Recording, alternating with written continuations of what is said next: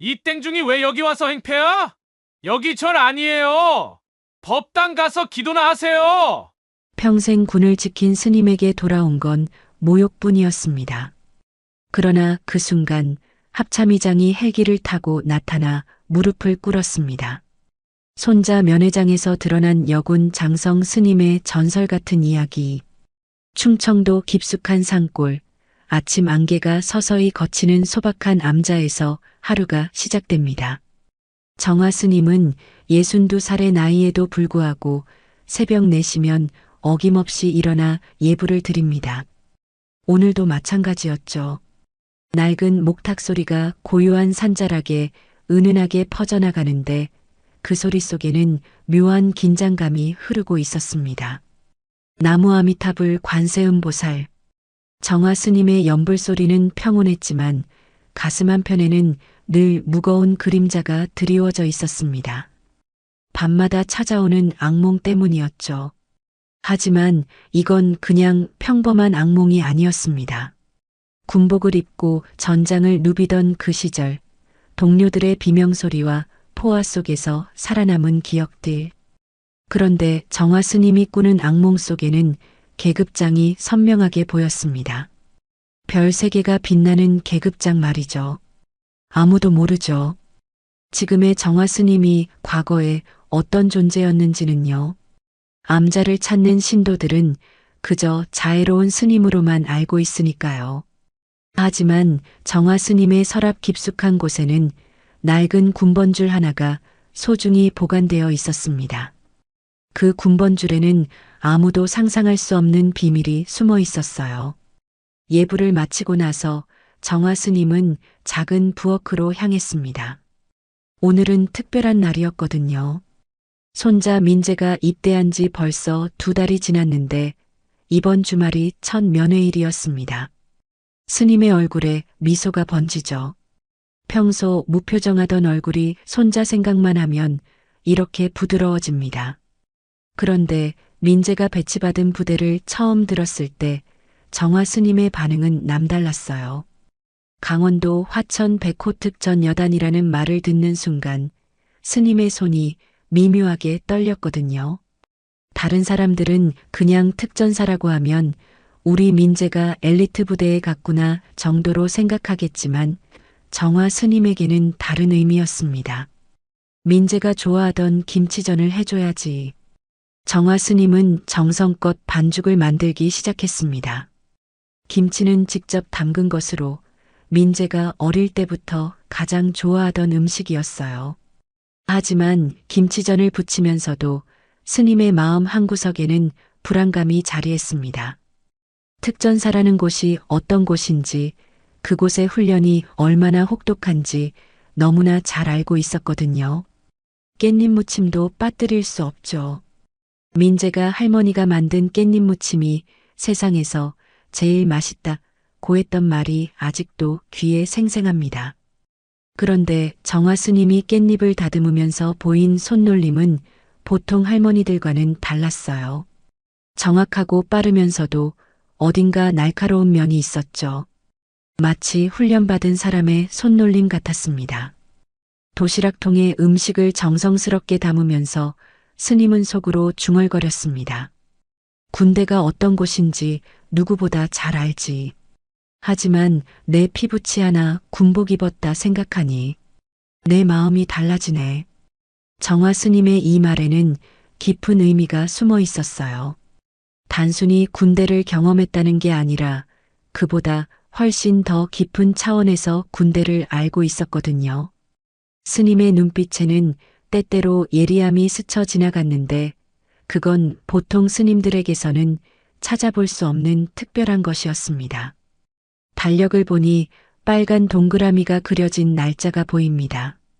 면회일이라고 표시해 둔 거죠. 내일이면 드디어 민재를 만날 수 있어요. 하지만 정화 스님은 한 가지 걱정이 더 있었습니다. 혹시 민재가 자신을 알아볼까 하는 걱정 말이에요. 물론 민재는 할머니가 과거에 어떤 일을 했는지 전혀 모르죠. 하지만 부대 안에서 혹시나 하는 일이 생길까봐 마음이 무거웠어요. 민재야, 할머니가 맛있는 거 많이 싸갈게. 조금만 기다려라. 정화 스님은 도시락통을 들여다보며 흐뭇한 미소를 지었습니다. 김치전, 깻잎 무침, 그리고 민재가 좋아하는 나물 반찬들까지. 부대에서 먹는 밋밋한 급식보다는 훨씬 맛있을 거예요. 하지만 스님의 마음 깊숙한 곳에서는 다른 생각들이 꿈틀거리고 있었습니다. 서랍을 열어 낡은 군번줄을 꺼내보던 정화 스님. 그 군번줄에는 세월의 흔적이 고스란히 배어 있었어요. 하지만 더 중요한 건 그 군번줄이 보통 병사들의 것과는 확연히 다르다는 점이었습니다. 재질부터가 달랐거든요. 이건 고위 장교들만이 착용할 수 있는 특별한 것이었어요. 정화 스님은 군번줄을 다시 서랍 깊숙이 넣으면서 한숨을 내쉬었습니다. 내일 면회를 가면 과연 아무 일 없이 돌아올 수 있을까요? 아니면 감춰둔 과거가 다시 수면 위로 떠오르게 될까요? 스님 자신도 확신할 수 없었습니다. 다만 한 가지 확실한 건 손자 민재만큼은 반드시 지켜내겠다는 각오였어요. 밤이 깊어가면서 암자는 더욱 고요해졌습니다. 하지만 정화 스님의 마음은 전혀 평온하지 않았어요. 내일 있을 면회에 대한 기대와 불안이 교차하면서 잠들기 힘든 밤을 보내야 했거든요. 과연 내일은 어떤 하루가 될까요? 새벽 5시 정화 스님은 결국 한잠도 제대로 이루지 못한 채 일어났습니다. 평소보다 1시간이나 일찍 깬 거죠. 마음이 너무 복잡해서 잠이 오지 않았거든요. 손자를 만난다는 기대감과 함께 설명할 수 없는 불안감이 계속 엄습했어요. 부대까지 가려면 새벽 버스를 타야 했습니다. 화천까지는 2시간 넘게 걸리는 먼 길이었죠. 정화 스님은 어제 준비해둔 도시락을 점검했어요. 김치전이 식어서 딱딱해지지 않았나, 깻잎 무침이 물러지지 않았나 하나하나 살펴봤습니다. 민재가 좋아하는 음식들이니까 완벽해야 했어요. 민재야, 할머니가 간다. 중얼거리면서 승복을 단정히 여미던 정화 스님의 손이 잠시 멈췄습니다. 평소 입던 회색 승복 말고 조금 더 격식 있는 옷을 입어야 할까 하는 생각이 들었거든요. 하지만 이내 고개를 저었어요. 지금의 자신은 그저 손자를 그리워하는 평범한 할머니일 뿐이니까요. 버스 정류장까지 가는 산길은 아직 어둠이 가시지 않았어요. 하지만 정화 스님의 걸음걸이는 확실했습니다. 62살의 나이에도 불구하고 발걸음이 전혀 흔들리지 않았어요. 마치 정확한 목표를 향해 전진하는 군인의 행진 같았죠. 버스 안에서 정화 스님은 창밖 풍경을 바라보면서 과거를 떠올렸습니다. 젊은 시절 이런 식으로 부대를 방문했던 기억들이 새록새록 떠올랐어요. 하지만 그때는 면회객이 아니라 전혀 다른 신분이었죠. 버스가 화천에 가까워질수록 정화 스님의 마음은 더욱 복잡해졌어요. 드디어 백호특전 여단 정문이 보였습니다. 위풍당당한 부대 정문과 철책, 그리고 경계를 서는 병사들의 모습이 한눈에 들어왔어요. 정화 스님은 잠시 걸음을 멈추고 깊이 숨을 들이마셨습니다. 이곳의 공기부터가 다른 곳과 달랐거든요. 긴장감과 규율이 배어있는 특별한 분위기였어요. 정문 초소에는 최대위가 앉아서 서류를 뒤적이고 있었습니다. 33살의 최대위는 전형적인 엘리트 장교 스타일이었어요. 반듯한 군복에 번쩍이는 계급장, 그리고 어딘가 오만해 보이는 표정까지. 정화 스님이 다가가자 최대위는 귀찮다는 듯 고개를 들었습니다. 백호여단 일병 박민재 면회 왔습니다. 할머니가 도시락을 싸왔습니다. 정화 스님의 목소리는 정중했지만 어딘가 당당함이 배어 있었어요. 하지만 최대위의 반응은 차가웠습니다. 서류를 대충 훑어보더니 비웃는 듯한 표정을 지었거든요. 오늘 면회일 아닙니다. 돌아가세요. 최대위의 말에 정화 스님의 가슴이 철렁 내려앉았어요. 달력을 잘못 본 걸까요? 분명히 면회일이라고 표시해뒀는데. 하지만 최대위의 태도는 단순히 날짜 확인하는 수준이 아니었어요. 여긴 경로당 아니에요. 할머니들이 심심하다고 아무 때나 오시면 곤란합니다. 최대위의 말투에는 명백한 무시와 조롱이 섞여 있었습니다. 주변에 있던 병사들 몇 명이 킥킥거리며 웃기 시작했어요. 그 웃음소리가 정화 스님의 귀에는 마치 날카로운 칼날처럼 들렸습니다. 정화 스님은 달력을 다시 한번 확인했어요. 분명히 오늘이 면회일이 맞았습니다. 그런데 최대위는 계속해서 거짓말을 하고 있었어요.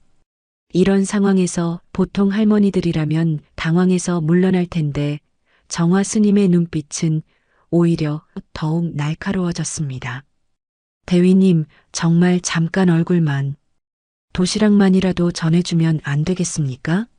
정화 스님의 목소리에는 간절함이 묻어 있었지만 동시에 뭔가 다른 기운도 감돌았어요. 마치 이런 상황에 익숙한 사람의 여유로움 같은 것 말이죠. 하지만 최대위는 그런 미묘한 변화를 전혀 눈치채지 못했습니다.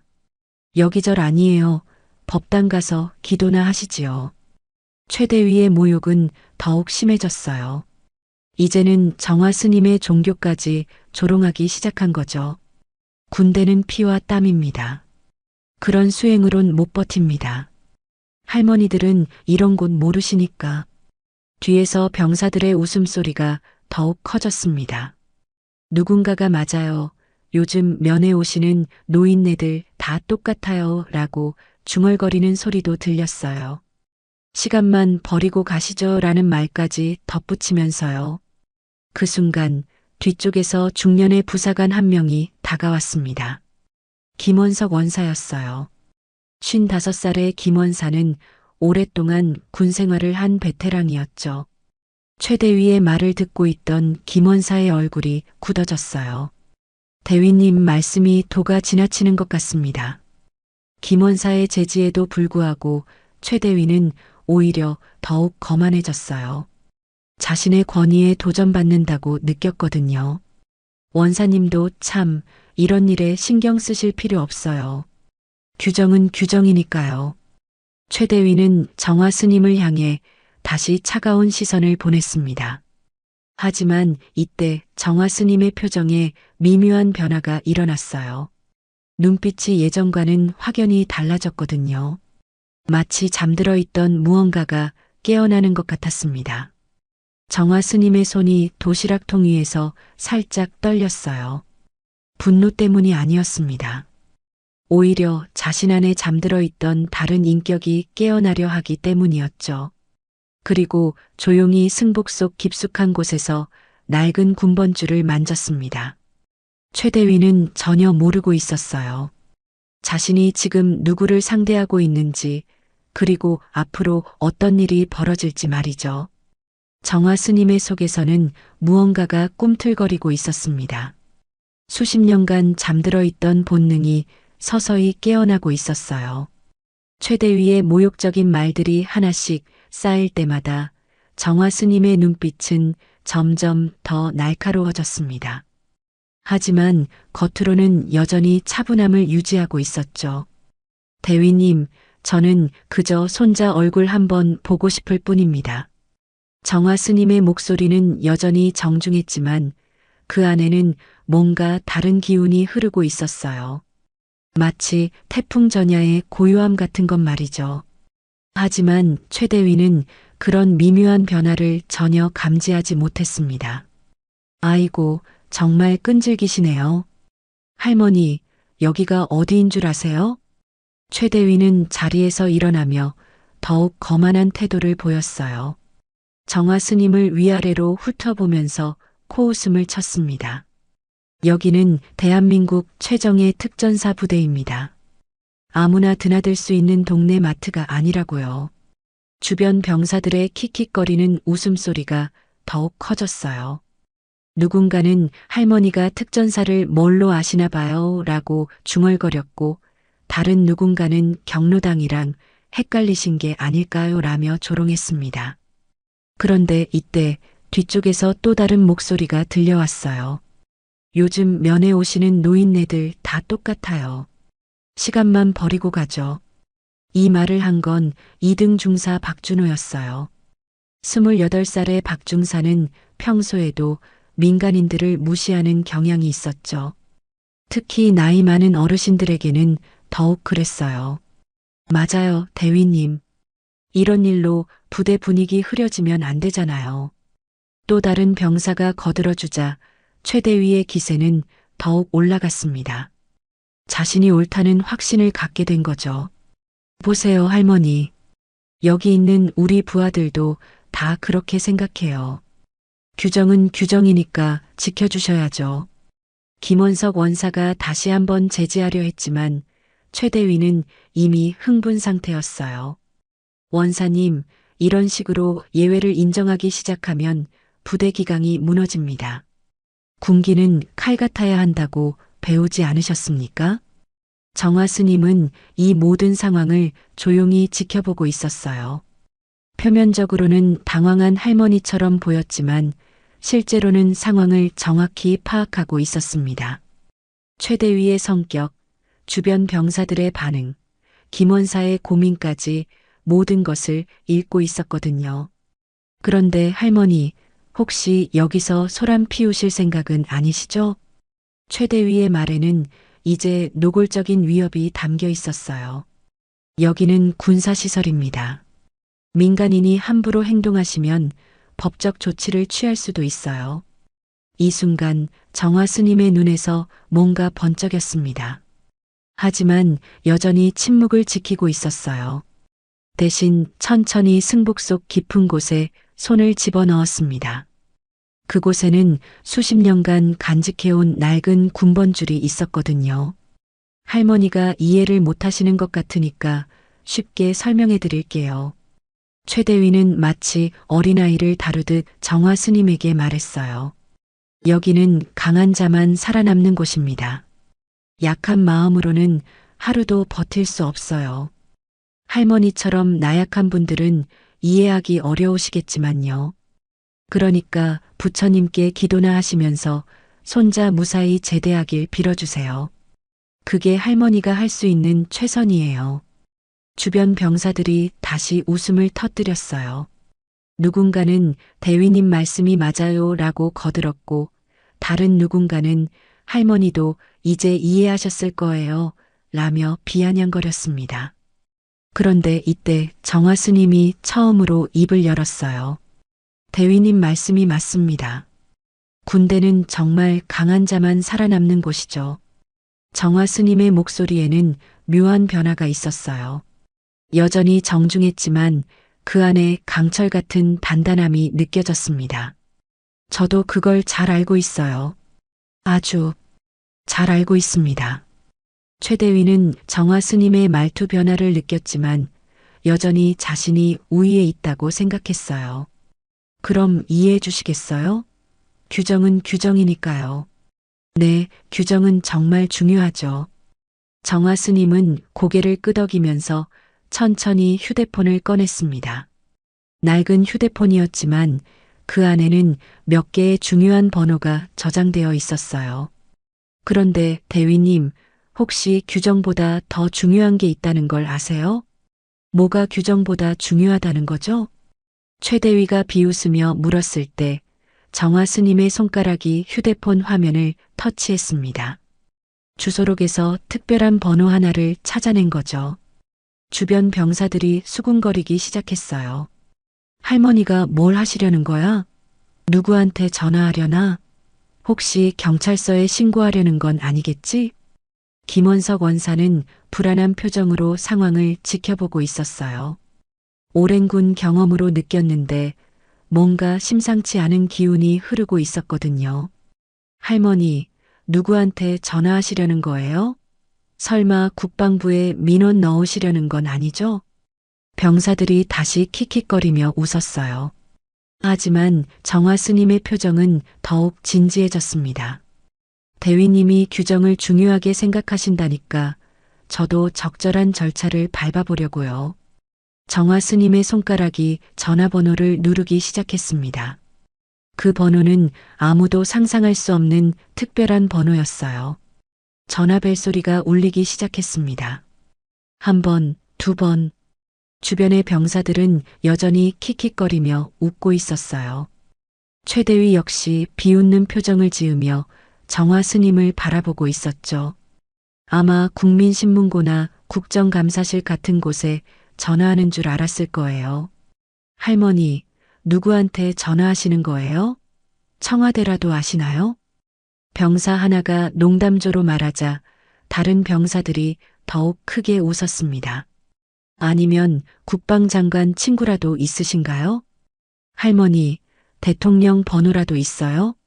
조롱과 비웃음이 가득한 분위기였어요. 하지만 정화 스님의 표정은 점점 더 진지해졌습니다.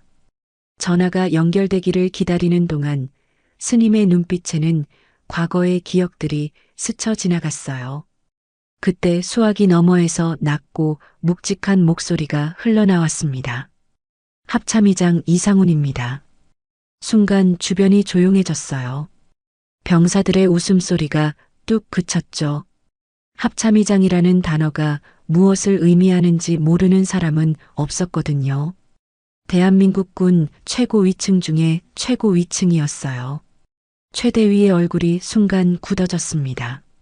설마 정말 합참의장과 연결된 건 아니겠지 하는 의심의 눈빛으로 정화 스님을 바라봤어요.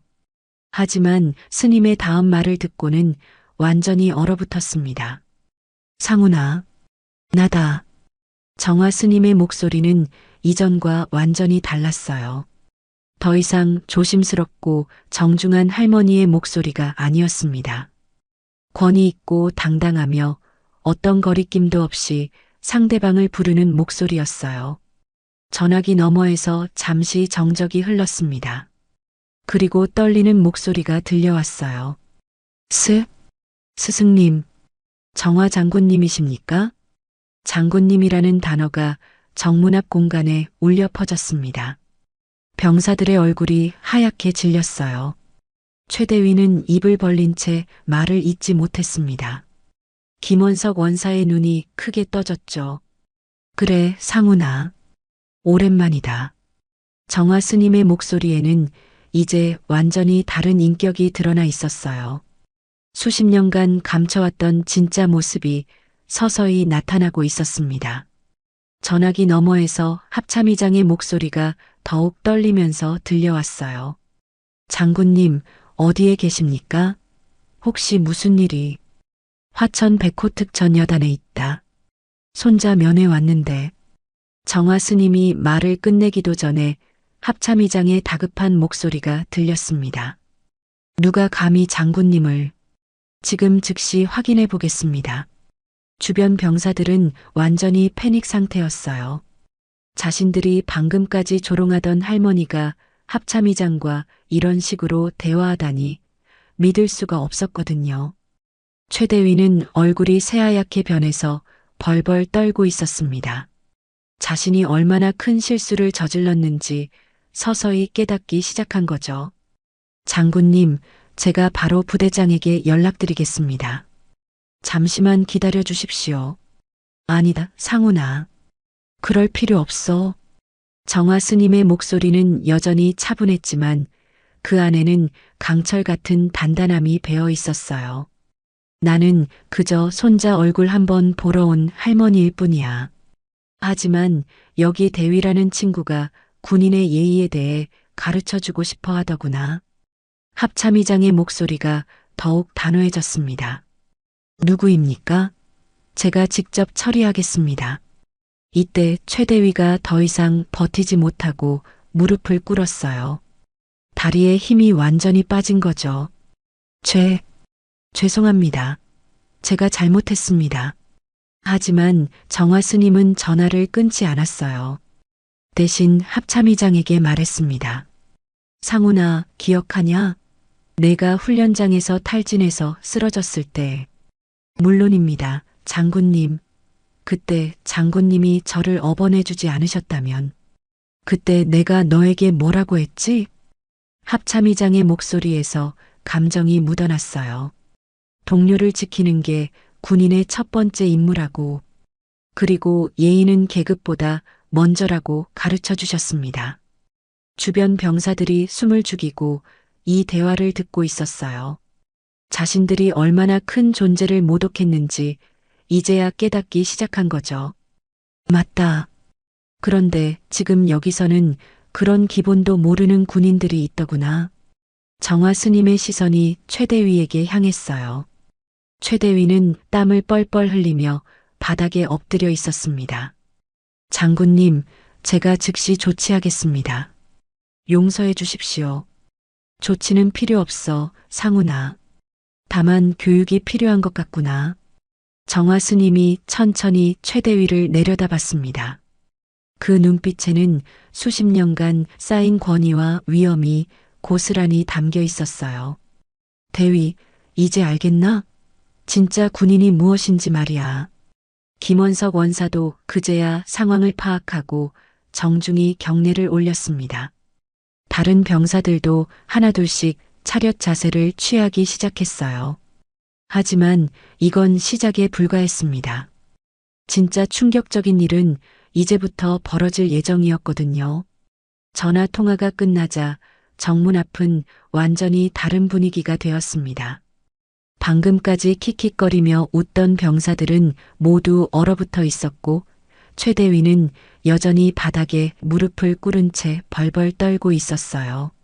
정화 스님은 휴대폰을 천천히 승복 속에 넣으면서 주변을 둘러봤습니다. 모두들 그렇게 놀랄 필요는 없어요. 정화 스님의 목소리는 다시 부드러워졌지만 그 안에 담긴 권위는 여전했어요. 병사들은 아무도 움직이지 못하고 있었습니다. 그런데 이때 부대 안쪽에서 웅성거리는 소리가 들려왔어요. 행정실 심부름을 나가던 손자 민재가 정문 쪽 소란을 듣고 다가오고 있었거든요. 민재는 무슨 일인지 궁금해하며 천천히 걸어왔습니다. 뭔 일이야? 왜 이렇게 조용해? 민재가 정문에 가까워지면서 정화 스님의 모습이 눈에 들어왔어요. 순간 민재의 얼굴이 밝아졌습니다. 할머니, 여긴 어떻게?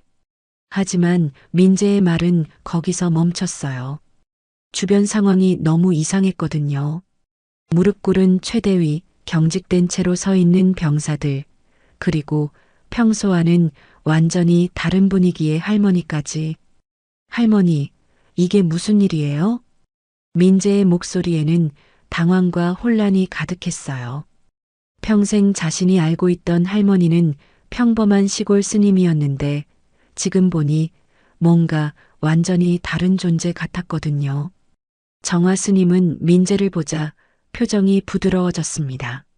하지만 동시에 복잡한 감정이 교차했어요. 손자에게 자신의 과거를 어떻게 설명해야 할지 막막했거든요. 민재야, 할머니가 면회 왔단다. 그런데 할머니, 여기 분들은 왜 이래요? 대위님은 왜 무릎을 꿇고 계세요? 민재의 순진한 질문에 최대위의 얼굴이 더욱 새하얗게 변했어요. 자신이 지금까지 얼마나 큰 실수를 저질렀는지, 그리고 그 실수가 어떤 결과를 가져올지 상상만 해도 끔찍했거든요. 김원석 원사가 조심스럽게 입을 열었습니다. 민재야, 너 할머니가 어떤 분인지 알고 있었니? 네, 할머니요. 그냥 평범한 스님이신데요. 충청도 산골에서 수행하시고. 민재의 대답을 듣고 있던 병사들의 표정이 더욱 경직되었어요. 평범한 스님이라니 방금까지 합참의장과 그런 식으로 대화하던 분이요? 이때 부대 안쪽에서 급한 발걸음 소리가 들려왔습니다. 부대 내 소식이 빠르게 퍼진 거죠. 곧이어 중대장급 장교들이 하나둘씩 나타나기 시작했어요. 이게 도대체 무슨 상황입니까? 김중령이 다가오면서 상황을 파악하려 했지만 최대위는 여전히 말을 제대로 못하고 있었어요. 김원석 원사가 대신 상황을 설명하기 시작했습니다. 중령님, 이분이 민재 일병의 할머니시고, 그런데 합참의장님과 원사의 설명을 듣던 김중령의 얼굴이 점점 굳어졌어요. 그리고 정화 스님을 바라보는 시선이 완전히 달라졌습니다. 혹시 정화 장군님이십니까? 김중령의 조심스러운 질문에 정화 스님이 고개를 끄덕였어요. 오랜만입니다, 중령. 순간 김중령이 바짝 차렷 자세를 취하고 경례를 올렸습니다. 다른 장교들도 마찬가지였어요. 부대 전체가 술렁이기 시작했습니다. 민재는 이 모든 상황을 이해할 수 없었어요. 자신의 할머니가 왜 이런 대접을 받는 건지, 장군이라는 호칭은 또 뭔지. 할머니, 장군이요? 할머니가 장군이셨어요? 민재의 떨리는 목소리에 정화 스님의 마음이 아팠습니다.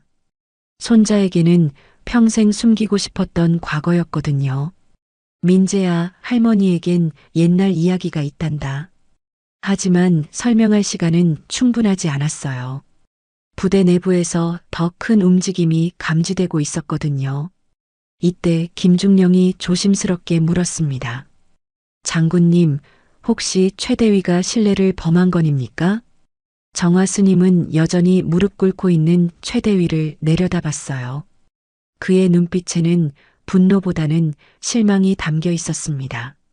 신뢰라기보다는 교육의 부재겠지요. 죄송합니다. 정말 죄송합니다. 최대위가 다시 한번 고개를 숙이며 사과했지만 이미 엎질러진 물이었어요. 그런데 갑자기 하늘에서 우문거리는 소리가 들려오기 시작했습니다. 헬기 소리였어요.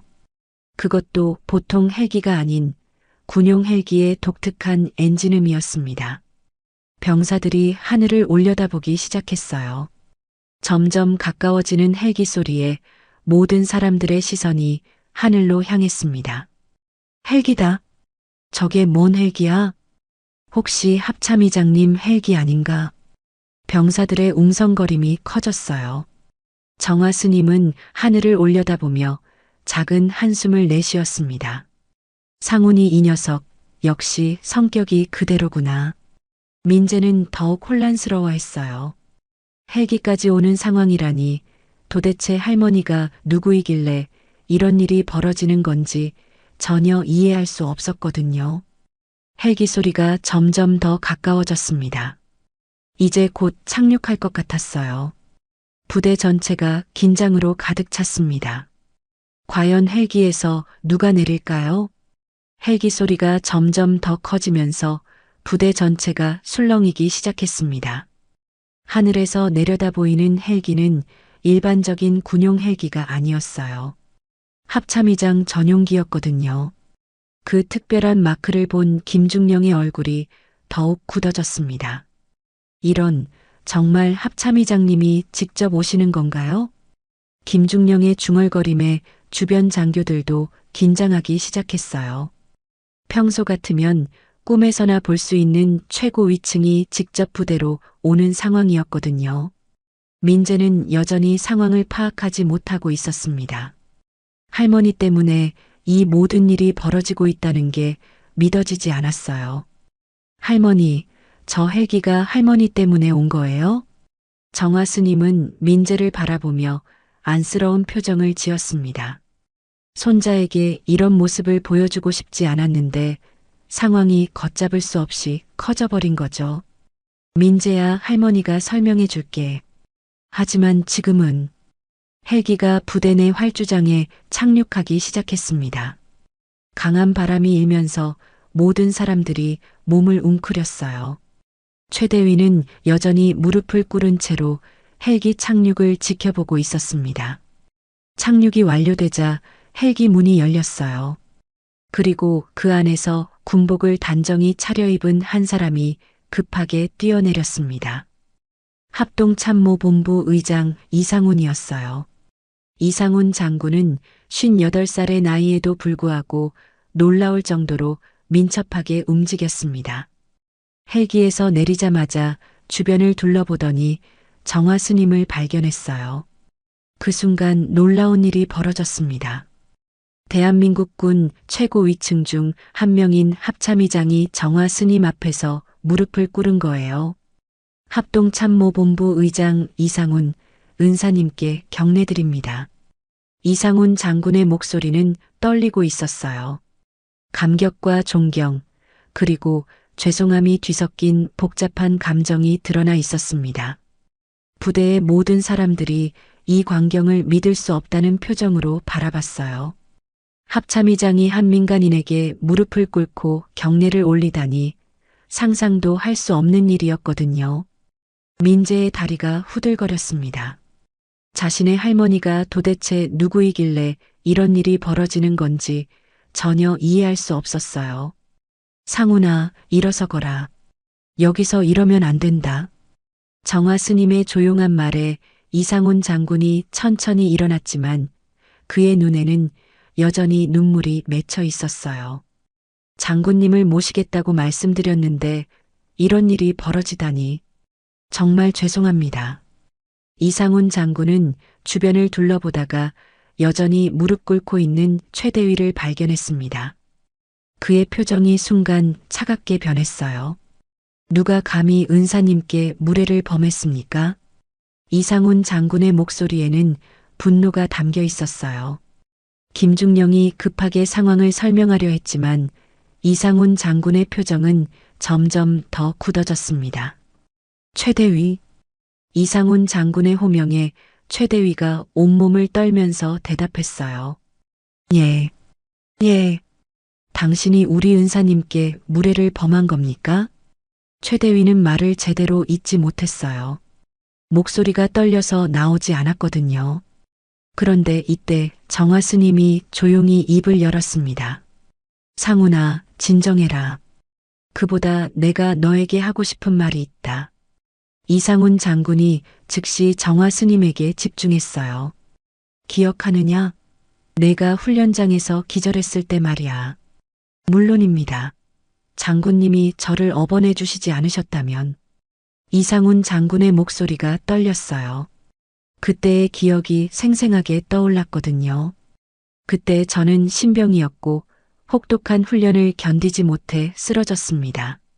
다른 교관들은 모두 포기하라고 했지만 장군님만이 저를 포기하지 않으셨어요. 주변 병사들이 숨을 죽이고 이 대화를 듣고 있었어요. 합참의장의 과거 이야기를 직접 듣는다는 것 자체가 믿기 어려운 일이었거든요. 장군님이 직접 저를 업고 의무실까지 데려가 주셨습니다.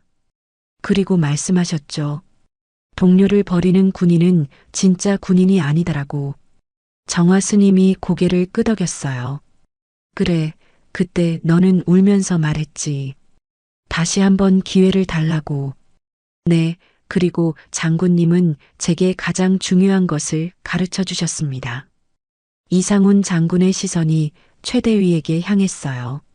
선배님이 아니었다면 저는 지금 이 자리에 없었을 것입니다.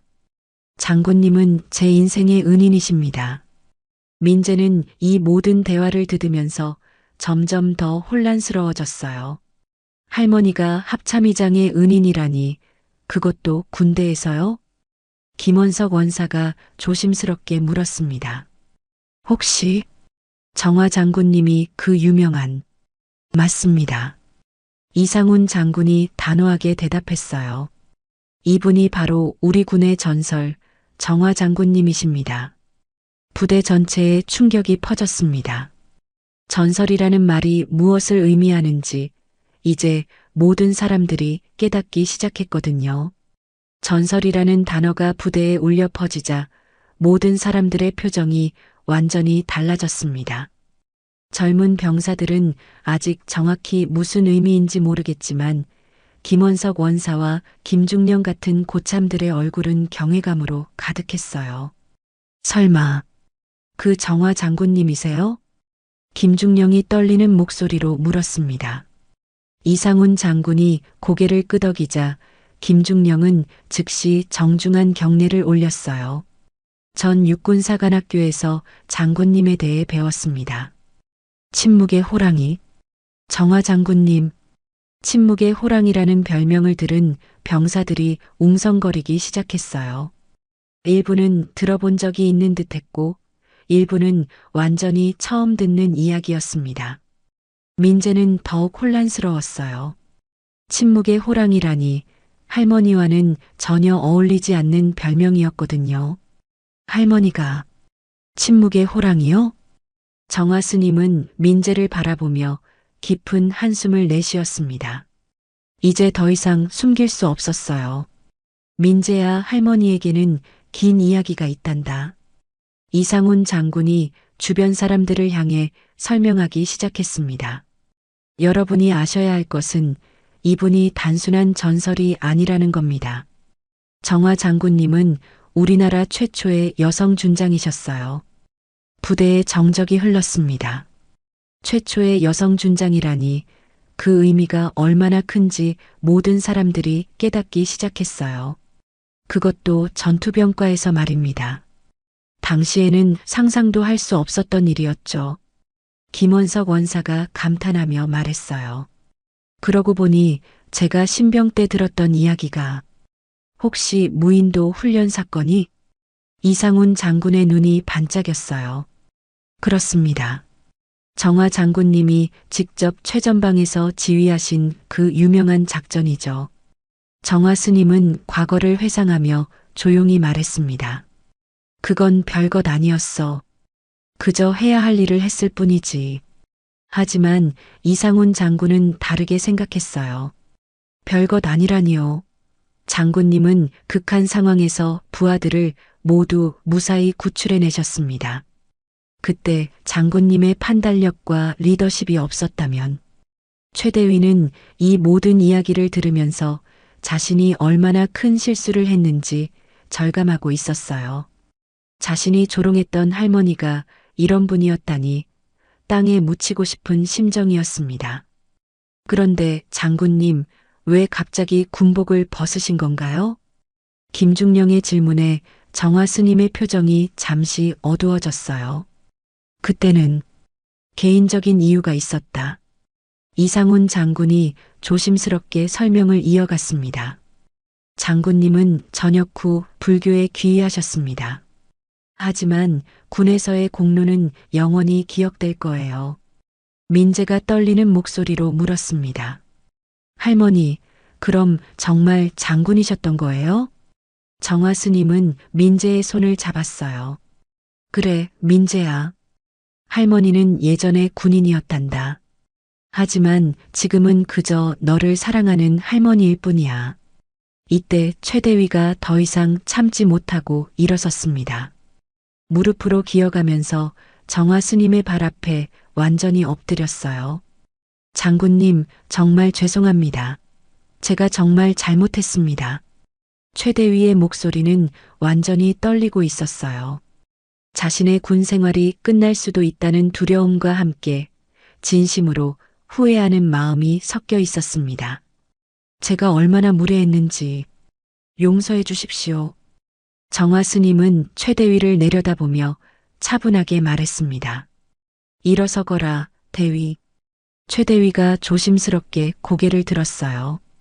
너는 규정을 지킨 것까지는 잘했다. 하지만 예의는 규정보다 먼저 배워야 하는 것이야. 정화 스님의 목소리에는 분노가 아닌 가르침이 담겨 있었어요. 군인에게 가장 중요한 것이 무엇인지 아느냐? 예. 국가를 지키는 것입니다. 그래, 맞다. 하지만 그보다 먼저 배워야 할 것이 있어. 정화 스님의 시선이 민재에게 향했어요. 동료를 지키는 것이다. 그리고 가족을 지키는 것이지. 이상훈 장군이 고개를 끄덕였어요. 그것이 바로 장군님이 저에게 가르쳐 주신 첫 번째 교훈이었습니다. 정화 스님은 최대위를 다시 바라봤어요. 대위 가족을 모욕하는 군인은 결코 훌륭한 지휘관이 될 수 없다. 부하를 이끌기 전에 먼저 사람을 존중하는 법을 배워야 해. 최대위가 고개를 깊이 숙였어요. 명심하겠습니다, 장군님. 민재가 정화 스님을 바라보며 말했습니다. 할머니, 저도 할머니 같은 군인이 되고 싶어요. 정화 스님의 눈에 눈물이 맺혔어요. 민재야, 군복은 무겁다. 하지만 동료를 지키는 마음은 더 무겁지. 그걸 견뎌야 진짜 군인이야. 이상훈 장군이 감동하며 말했습니다. 역시 장군님이십니다. 지금도 후배들을 가르치고 계시는군요. 부대의 분위기가 완전히 바뀌었어요. 존경과 감동이 가득한 분위기였습니다. 며칠이 지난 후 백호 특전 여단에는 놀라운 변화가 일어났습니다. 부대 전체에 새로운 규정이 신설되었어요. 면회객 예우 지침이라는 특별한 매뉴얼이 만들어진 거죠. 특히 어르신 면회객들을 정중히 모시라는 내용이 강조되어 있었습니다. 정화 스님의 방문 이후 부대 분위기는 완전히 달라졌어요. 병사들 사이에서는 침묵의 호랑이 이야기가 전설처럼 회자되고 있었습니다. 하지만 그들이 기억하는 건 무서운 장군의 모습이 아니라 손자를 그리워하는 할머니의 모습과 후배들을 가르치는 스승의 모습이었어요. 민재는 그날 이후 군대에서 완전히 다른 사람이 되었습니다.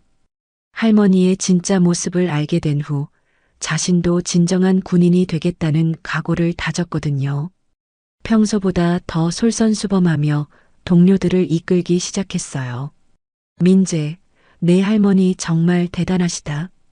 같은 분대 선임인 상병 이철수가 감탄하며 말했습니다. 그런 분의 손자라니 너도 뭔가 다르긴 하더라. 민재는 부끄러운 듯 웃으며 대답했어요. 저는 아직 멀었어요. 할머니처럼 되려면 정말 많이 배워야 해요. 하지만 민재의 변화는 확실했어요. 후임들을 대할 때도 더욱 배려심 있게 행동했고 힘든 훈련에서도 동료들을 격려하며 앞장섰습니다. 부사관들도 그런 민재의 모습을 높이 평가했어요. 민재는 진짜 리더감이야. 김원석 원사가 다른 부사관들에게 말했습니다. 할머니의 피가 흐르는 게 확실해. 남을 먼저 생각하는 마음이 있어. 최대위는 그날 이후 완전히 달라진 사람이 되었어요. 면회객들을 대할 때는 물론이고 부하들을 대하는 태도도 많이 바뀌었습니다. 정화 스님의 가르침이 그의 마음 깊이 새겨진 거죠. 대위님, 요즘 많이 달라지셨네요. 김중령이 최대위를 보며 말했어요. 그날 정화 장군님의 말씀을 듣고 많은 생각을 했습니다. 제가 정말 부끄러웠어요. 최대위는 진심으로 반성하고 있었어요. 그리고 그 반성이 실제 행동의 변화로 이어지고 있었습니다. 충청도 산골 암자로 돌아온 정화 스님은 평소와 같은 일상을 보내고 있었어요. 새벽 예불, 참선, 그리고 소박한 일과들. 하지만 마음 한편에는 따뜻한 감정이 자리하고 있었습니다. 민재가 잘 지내고 있겠지. 정화 스님은 손자가 보낸 편지를 다시 꺼내 읽었어요. 편지에는 민재의 변화된 마음가짐이 고스란히 담겨 있었습니다. 할머니, 저는 이제 정말 자랑스러워요. 할머니가 어떤 분인지 알게 되어서가 아니라 할머니가 가르쳐 주신 마음을 이해하게 되어서요. 동료를 지키는 것, 가족을 소중히 여기는 것, 그리고 진정한 강함이 무엇인지 배웠어요. 편지를 읽으면서 정화 스님의 눈가가 촉촉해졌어요. 손자가 올바른 길을 걷고 있다는 확신이 들었거든요. 며칠 후 이상훈 장군에게서 전화가 왔어요. 장군님, 백호여단에서 좋은 소식이 있습니다. 무슨 소식이냐? 민재 일병이 모범병사로 선발되었다고 합니다. 그리고 최대위도 완전히 달라졌다고 해요. 정화 스님은 조용히 미소를 지었어요. 그럴 줄 알았다. 좋은 씨앗은 언젠가 반드시 좋은 열매를 맺는 법이니까. 장군님의 가르침 덕분입니다. 아니야, 상훈아. 그들 스스로 깨달은 거야. 전화를 끊은 후 정화 스님은 서랍을 열어 낡은 군번줄을 꺼냈어요. 수십 년 전의 기억들이 되살아났지만 이제는 아프지 않았습니다. 오히려 자랑스러웠어요. 별 3개를 달았던 시절보다 오늘이 더 빛나는구나. 정화 스님은 군번줄을 다시 소중히 넣으면서 중얼거렸습니다. 나의 피와 정신이 손자에게 이어졌으니. 그날 저녁 정화 스님은 특별히 긴 시간 동안 기도를 올렸어요. 민재와 모든 군인들의 안전을 위해서, 그리고 진정한 군인 정신이 계속 이어지기를 바라면서요. 하늘 위로 구름이 천천히 흘러갔습니다. 세대를 넘어 이어지는 군인의 정신, 동료를 지키는 마음, 가족을 사랑하는 마음들이 하나로 연결되어 있었어요. 부대에서는 오늘도 젊은 군인들이 훈련을 받고 있었고, 암자에서는 할머니가 손자를 위해 기도하고 있었습니다. 그리고 그 모든 것들이 하나의 큰 사랑으로 이어져 있었어요. 정화 스님에게는 더 이상 과거의 영광이 중요하지 않았습니다. 지금 이 순간 손자가 올바른 군인으로 성장하고 있다는 것, 그리고 자신의 가르침이 다음 세대에 전해지고 있다는 것이 가장 큰 보람이었어요. 이것이야말로 진정한 유산이구나. 정화 스님은 평온한 미소를 지으며 하루를 마감했습니다. 내일도 변함없이 새벽 예불로 시작될 일상이지만 이제는 더욱 의미 있고 따뜻한 하루가 될 것 같았어요. 오늘도 함께 해주셔서 감사합니다. 달빛 인생 사연은 가족 이야기, 노후 드라마, 감동 오디오북을 통해 여러분의 마음에 작은 위로와 공감을 전하고 있습니다. 앞으로도 더 많은 인생 사연과 감동 이야기를 함께 하시려면 구독과 좋아요, 알림 설정 꼭 부탁드립니다.